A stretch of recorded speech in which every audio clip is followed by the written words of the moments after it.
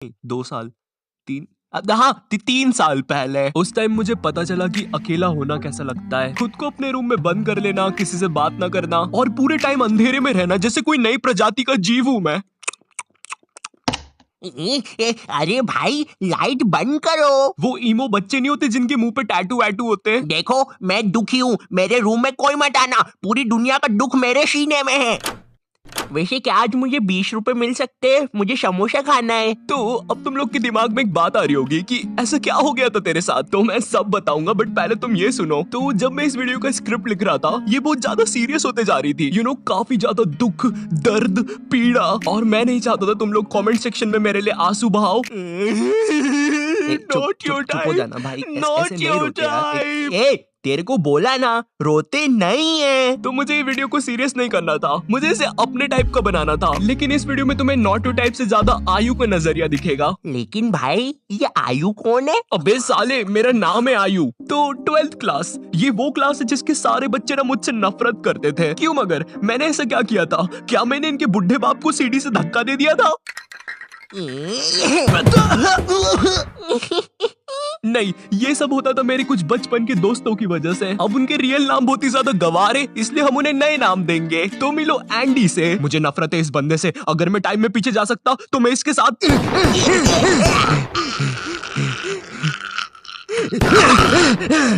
Andy बहुत ही घमंडी बंदा था। इसे लगता था ये स्कूल में सबसे ज्यादा कूल है, सारी लड़कियां इसके पीछे है, जो कि बिल्कुल भी गलत था। इसकी एक गर्लफ्रेंड बनी थी, उसके लिए भी हमें शैतान को क्या पता कितने मासूम बच्चों की बलि चढ़ानी पड़ी थी। इसकी दोस्ती स्कूल के बाहर जो आवारा बच्चे थे उनसे भी थी, जो कि एज में हमसे बहुत ज्यादा बड़े थे, और इस बेवकूफ को उस बात का भी घमंड था। तेरे भाई के पास दोस्तों की कमी नहीं है। एंडी मेरी स्कूल में 4th क्लास में आया था, किसी गाँव से। मैं उसके गाँव का नाम तो भूल गया, बट नाम सुन के ऐसा लगता था वहाँ पे चिंपांजी और हाइना रहते हैं, क्योंकि एंडी की शक्ल भी चिंपांजी और हाइना जैसी थी।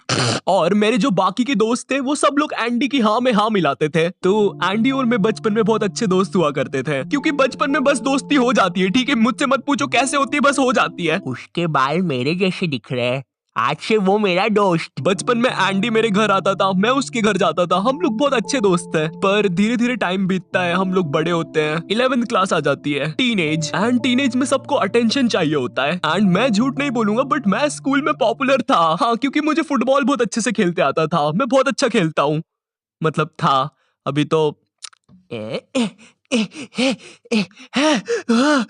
अब मुझे तो स्कूल में अटेंशन मिल जाता था, मगर एंडी को नहीं मिलता था। एंड उसे इस बात से बहुत ज्यादा जलन होती थी, तो वो मुझसे बहुत बेकार तरीके से रहने लग गया था, मुझसे बात नहीं करता था। मुझे समझ नहीं आता था ये मेरे साथ ऐसा क्यों कर रहा है। उसकी जलन इतनी ज्यादा बढ़ गई थी, उसने मेरे बाकी दोस्तों को भी भड़का दिया था कि कोई मुझसे बात ना करे। वो चाहता था कि मैं भी उसकी हाँ में हाँ मिलाऊं बाकी बच्चों जैसे। हमारी बहुत ज्यादा लड़ाई होती थी इस बात पे, और एक पॉइंट पर उसकी जलन इतनी ज्यादा बढ़ गई थी, उसने पूरी क्लास को भड़का दिया था मेरे नाम से।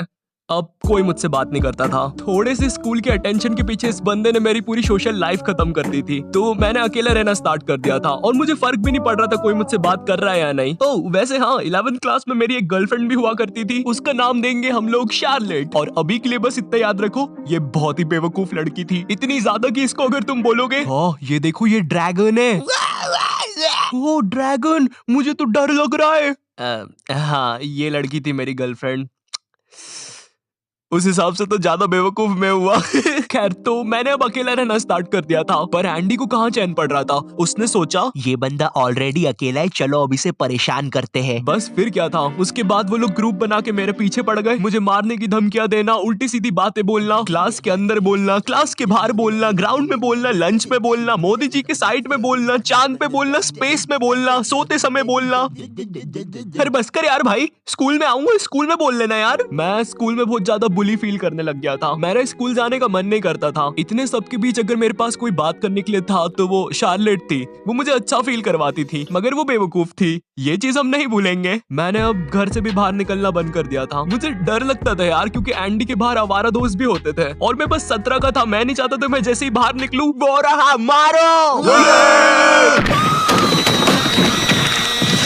पूरा 11th क्लास में यही सब चलता है, और 11th क्लास खत्म हो जाती है, अब 12th क्लास आ जाती है, और मैं तुम्हें अपना 12th क्लास का रोना सुनाऊं उससे पहले तो अब 12th क्लास आ गई थी है। और मैंने सोच लिया था कि मैं कोई भी दोस्त नहीं बनाऊंगा, किसी पर भी भरोसा नहीं करूंगा सिवाय अपनी बेवकूफ गर्लफ्रेंड के। वाओ, फिर तो सब कुछ ठीक हो गया होगा ना नॉटी टाइप पापी। हाँ? पापी। अरे भाई क्या हो गया? मैं ठीक हूँ। तो अब 12th क्लास में मेरा एक दोस्त बनता है एंड्रयू। ये बंदा क्लास का टॉपर था और इसकी दोस्ती एंडी से भी थी और मुझसे भी थी, और एंड्रयू मुझसे अच्छा भी था, तो हम लोग दोस्त बन गए थे। एक सेकंड, क्या बोला तूने अभी? दोस्त बना लिया? वो इतना सब होने के बाद फिर से दोस्त बना लिया? अकेला लग रहा था। अकेला लग रहा था? तुम्हें पता भी है अकेला लगना कैसा होता है? ये देखो, ये चिंटू है, ये इतना अकेला ही इसके घर के लोहे से बात करता है। तुम ऑमलेट खाओगे? बताओ यार, तुम मुझसे कभी सीधे मुंह बात भी करोगे? बेचारा चिंटू। नहीं, चिंटू बेचारा नहीं है, बेचारे अब तुम बनने वाले हो। एंड्रयू और मैं काफी अच्छे दोस्त बन गए थे, हम लोग साथ में ही पढ़ाई करते थे। मुझे ऐसा लगता था कि हाँ अब सब कुछ सही हो जाएगा, पर पता है अक्सर जैसा तुम सोचते हो वैसा होता नहीं है। तुम लोग हंस क्यों रहे हो मुझ पे? मैं तो अभी से बता रहा हूँ, वीडियो में आगे जाके इसकी बैंड बजने वाली है। तुम में से कोई शर्त लगाएगा मुझसे 5 रुपए की बीड़ी की? 12th के प्री बोर्ड एग्जाम्स आ जाते हैं और प्री बोर्ड एग्जाम्स में मेरे एंड्रयू से ज्यादा नंबर आ जाते हैं, और उस टाइम एंड्रयू क्लास का टॉपर था। एंड्रयू उस टाइम बहुत ज्यादा शॉक हो गया था। वो मेरे सामने खुश होने का दिखावा कर रहा था, लेकिन उसके अंदर क्या चल रहा था मुझे नहीं पता था। तूने तो बढ़िया नंबर लेके आया यार। Very nice. मेरे साथ पढ़ के मेरे से ज्यादा नंबर ले आया यार, तू तो गजब। अरे शिट।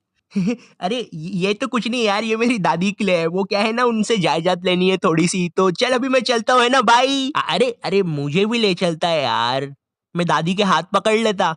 चलो कोई नहीं। एंड्रयू सीधा जाता है एंडी और उसकी गैंग के पास और उन्हें जाके भड़काता है मेरे नाम से कि मैं उनके बारे में हर कुछ बोल रहा हूँ। अब वापस से सारी चीजें स्टार्ट हो जाती है, पर मैं पहले इतना बुली हो चुका था, मुझे अब कुछ फील नहीं हो रहा था। हाँ तो इतना दुखी होके क्यों बोल रहा है मुझे कुछ फील नहीं हो रहा था? ये देख, ये हिमेश को भी कुछ भी फील नहीं होता है। मैंने आज 2 शून्य करने के इंजेक्शंस लगाए खुद को, एक इधर और एक इधर।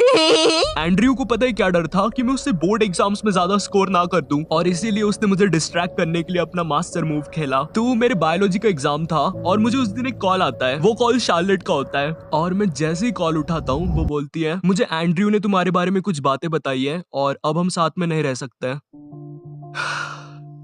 दुख दर्द पीड़ा।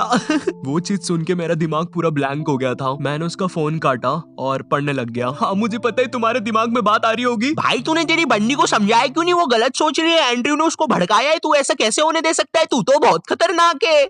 मुझ में शक्ति नहीं बची थी। मेरे बोर्ड एग्जाम चल रहे थे, मैं जब भी बाहर जाता था मैं बुली होता था, और अब जिस पे मैंने 2 साल तक ट्रस्ट किया था, जिसकी मुझे सबसे ज्यादा जरूरत थी, उसने भी मुझे छोड़ दिया था। क्यों? क्योंकि उसे एक रैंडम बंदे ने भड़का दिया था। वाओ! और इसीलिए मैं उसे पूरी वीडियो में बेवकूफ बोल रहा था, क्योंकि उसमें दिमाग तो था ही नहीं कतई। जैसे तैसे मेरे बोर्ड एग्जाम्स खत्म हो जाते हैं। उसके बाद मैं 24 घंटे अपने रूम में रहता था। 1 साल तक घर से बाहर नहीं निकला। फिर ना कभी मेरी शार्लेट से बात हुई, ना किसी से। मुझे लोगों से नफरत हो गई थी, मैं किसी पर भी ट्रस्ट नहीं कर पाता था। लोग कहते हैं स्कूल के दोस्त हमेशा याद आते हैं। मुझे उस टाइम समझ में आ रहा था क्यों याद आते हैं।